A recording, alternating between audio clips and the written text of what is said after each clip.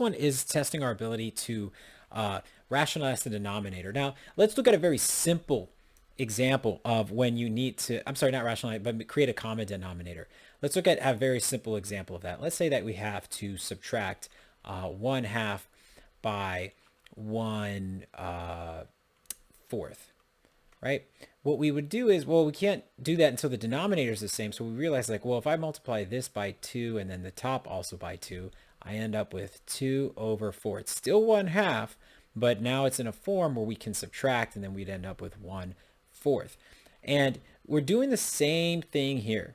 When we rewrite this problem here, we have 2x plus 6 over x plus 2 squared, which is really just x plus 2 again, multiplied by it, minus 2 over x plus 2. Well, what do we need in this denominator that would make it look like this one? Well, simply just multiplying in x plus 2. I'll do that in a different color here.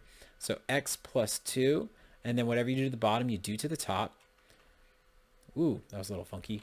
And then now I can rewrite this as, I'll do this in now a third color. So 2x plus, well, actually, to make this even simpler, this is staying the same. So I can just, kabam, hacker, skills, minus, and then I'm just distributing our numerator here, 2x plus 4 over x plus 2, x plus 2, which is the same as we see as x plus 2 squared.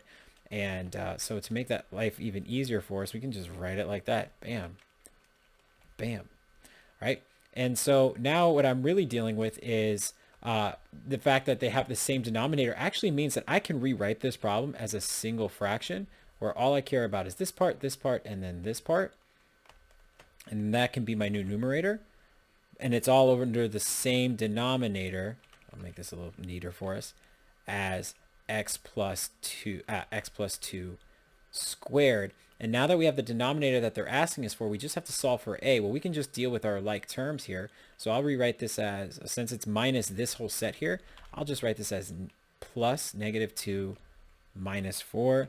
So what that tells me is that these cancel out, and then 6 minus 4 equals 2. So what you really end up with is 2 over x plus 2 squared. And it turns out that our a term, when you compare it to this right here, is 2. And that's our answer. Once again, what tells me the instinct to do this is the fact that I see a set of fractions where we're subtracting and the denominators aren't like, but they're binomials. They're always going to be asking us, not always, but most of the time, to multiply the other one by what the other one doesn't have. And then we are going to try and simplify it from there.